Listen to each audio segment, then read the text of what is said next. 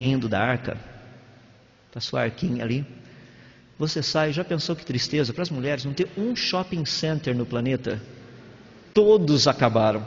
E para a gente, para os homens aí, não tem um Vasco, não tem um Flamengo, não tem um Corinthians, não tem um Palmeiras, não tem problema, Santos, não tem nenhum desses outros aí para a gente poder pegar e torcer.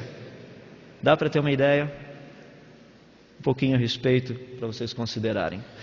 Só uma cronologia rápida do dilúvio. Estou dando uma passada bem rapidinha para vocês terem uma ideia.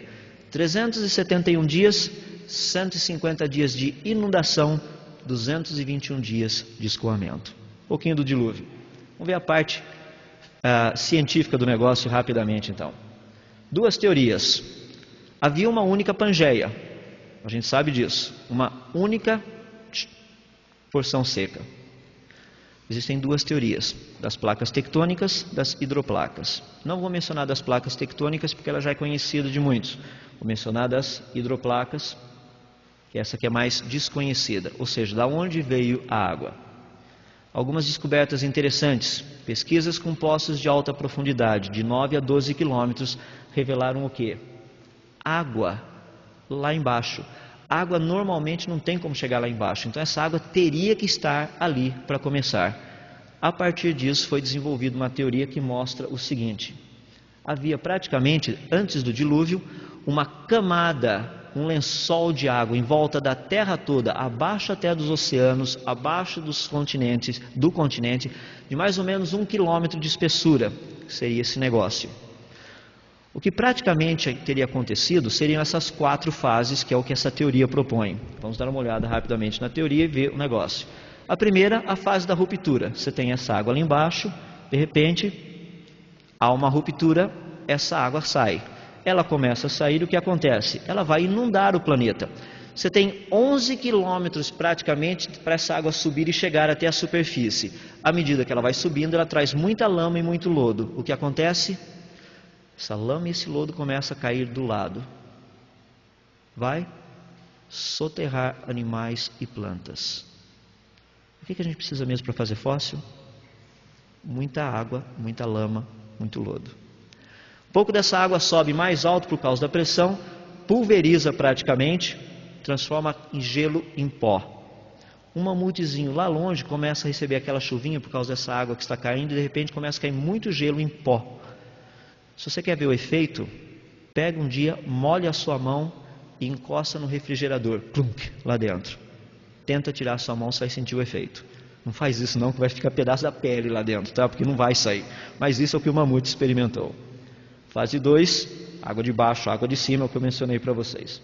Fase 2, inundação. Simplesmente tudo inundado, Noé com seu barquinho lá em cima. O que estava acontecendo embaixo disso? Deus estava mudando o planeta. Mudando totalmente, inclusive os continentes. Deixa eu dar um exemplo rápido para vocês. Vou pegar uma mola, vou comprimir essa mola e colocar 2 tabuinhas em cima dela.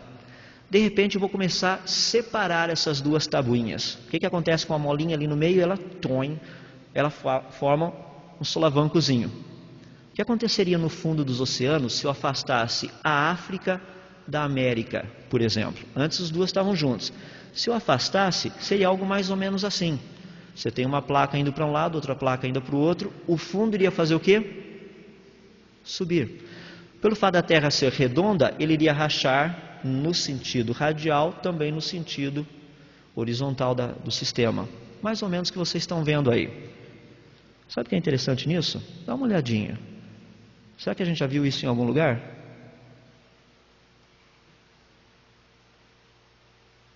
Que tal no fundo dos oceanos? Olha como encaixa certinho. Daí você tem uma ideia do que estava acontecendo enquanto Noé estava aqui em cima, na arca.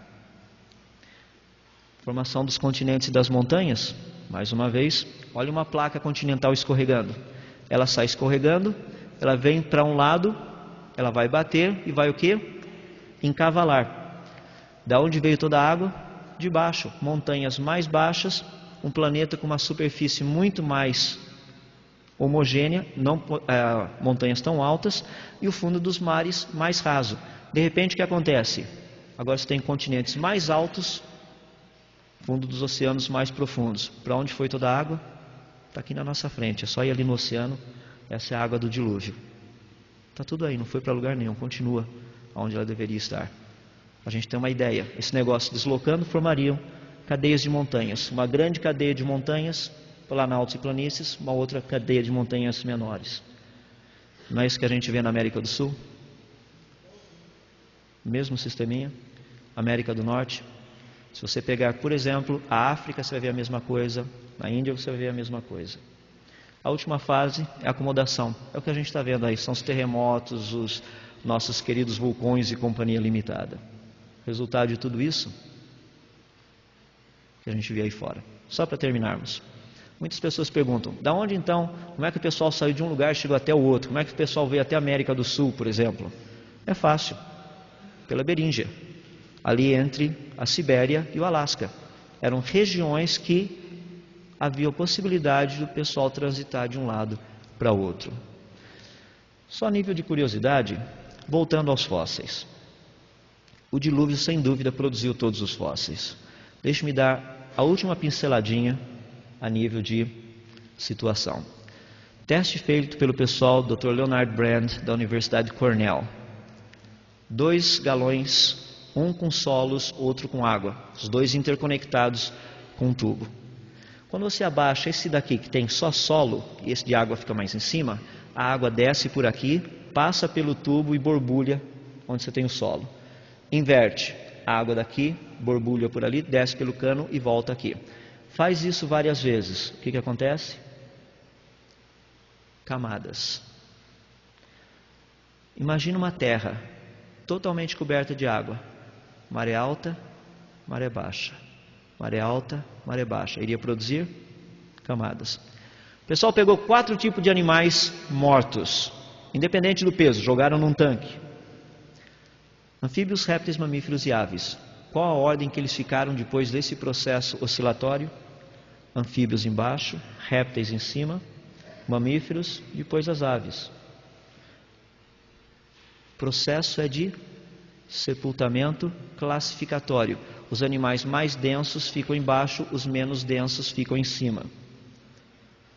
Parece com alguma coisa que vocês já viram?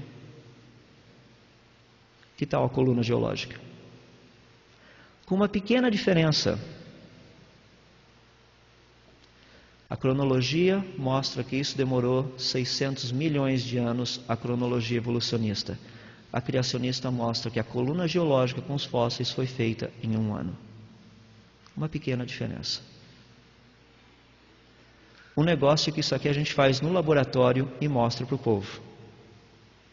Existem evidências? Existem. Muitas evidências. Quem quiser conhecer mais a respeito, tem um livro que ainda não existe no português, existe apenas no inglês e no chinês.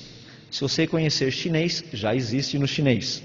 É chamado In the Beginning, Compelling Evidences for Creation and the Flood. Dr. Walter Brown. Ele explica muito detalhadamente a respeito do que eu falei para vocês, resumidamente, sobre a teoria das hidroplacas. Tem muita coisa por aí para a gente trabalhar em cima. Só que eu gostaria de terminar lendo para vocês 2 versículos muito importantes a respeito de tudo isso que nós conversamos. Abram suas Bíblias em Deuteronômio, capítulo 29, verso 29.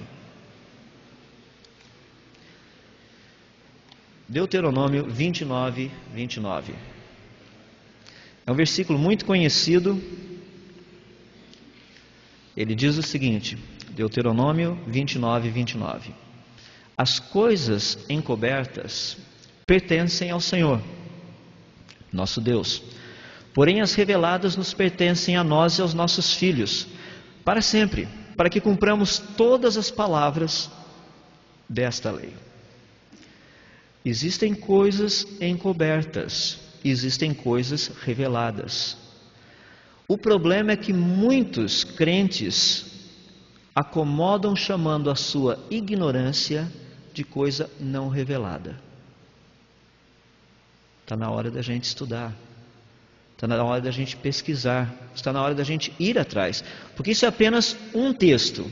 Deixe-me dar o outro lado, que é importante. Está no livro de Provérbios, capítulo 25, verso 2. Para a gente saber o que é revelado daquilo que não é revelado. Muitas pessoas perguntam para mim, quantos anjos tem no céu? Não tenho a menor ideia, isso aí não foi revelado. Não tem integral que resolva esse negócio aí, porque não dá para medir a densidade do bater das asas de anjos ao nosso redor. Porque pelo menos se desse para medir a densidade, ou seja, o número de batidas de asas de anjos aqui ao nosso redor, daria para ter um cálculo. Dá para fazer, dependendo, se cada um tem um anjinho da guarda, a gente faz um cálculo por aqui, quantas pessoas tem aqui, quantos anjos teriam no mundo todo, e daí para frente. Estou apenas brincando, mas estou me referindo a coisas que são coisas não reveladas. Mas olha Provérbios 25, 2. A glória de Deus é encobrir os fatos, ou a matéria.